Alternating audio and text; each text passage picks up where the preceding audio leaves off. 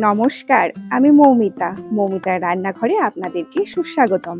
চিংড়ির চপ বাঙালির বড় প্রিয়, আর সেটা যদি হয় কলকাতা স্টাইলে, তাহলে তার বলার কিছুই নেই। শুধু খাও আর মুখ থেকে বের করো, অসাধারণ। তাই তো আজ এই লোভনীয় কলকাতা স্টাইলের চিংড়ির চপের রেসিপি নিয়ে হাজির হলাম তোমাদের সামনে। চিংড়ির চপ বানানোর জন্য আমি এখানে নিয়ে নিয়েছি দু ধরনের চিংড়ি। ছোট আকারের চিংড়ি নিয়েছি 200 গ্রাম মতন, আর বড় আকারের চিংড়ি নিয়েছি বেশ কয়েকটা।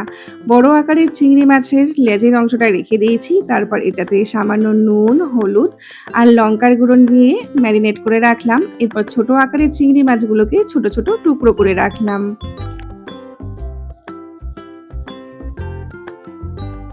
এরপর ওভেনে কড়া গরম করে তাতে গোটা গরম মশলা, গোটা জিরে, গোটা ধনে আর কিছুটা সাদা মরিচ, কিছুটা গোলমরিচ দিয়ে নেড়ে ছেড়ে ভেজে একটা শুকনো মশলাও বানিয়ে রাখলাম। এরপর কড়াইতে তেল গরম করে তাতে তেজপাতা ফোড়ন দিয়ে একটা বড় সাইজের কোচানো পেঁয়াজ দিয়ে নেড়ে চেড়ে ভেজে নিতে হবে।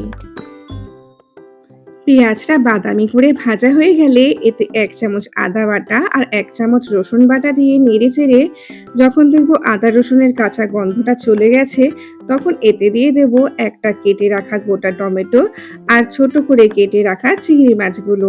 তারপর আবারও কিছুটা নেড়ে চেড়ে নিয়ে এর মধ্যে দিয়ে দেব পরিমাণ মতো নুন, হলুদ আর লঙ্কার গুঁড়ো।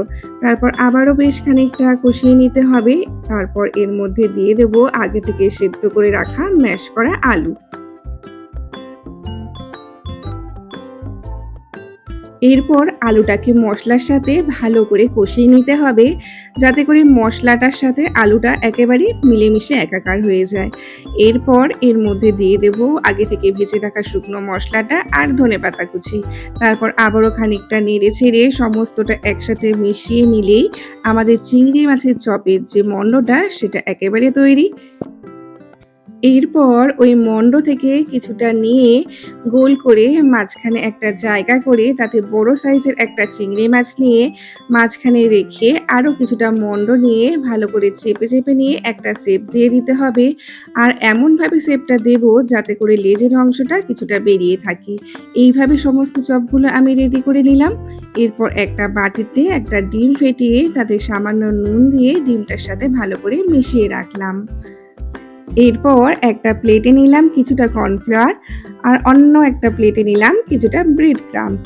এরপর গড়ে রাখা চপগুলোর মধ্যে থেকে একটা নিয়ে প্রথমে কর্নফ্লাওয়ারের মধ্যে ভালো করে কোট করে নিতে হবে। তারপর এটাকে বুড়িয়ে দেব ডিমের ব্যাটারে। তারপর ডিমটার থেকে তুলে নিয়ে ভালো করে ডিমটা ছাড়িয়ে নিতে হবে অবশ্যই। তারপর দিয়ে দিতে হবে ব্রেড ক্রাম্বসের মধ্যে। এরপর 2 হাতের সাহায্যে ব্রেড ক্রাম্বসটা ভালো করে চপের গায়ে মাখিয়ে তুলে নিলেই আমাদের কিন্তু চপটা পুরোপুরি রেডি।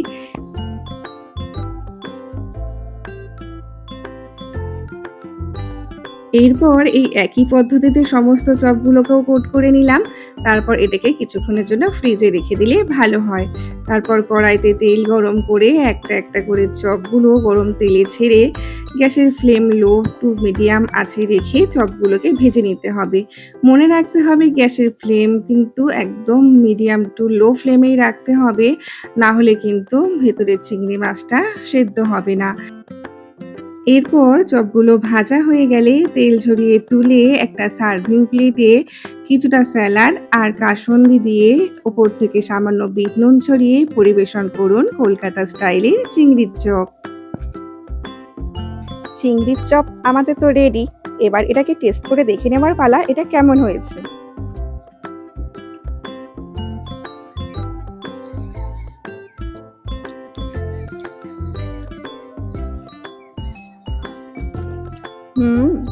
অসাধারণ।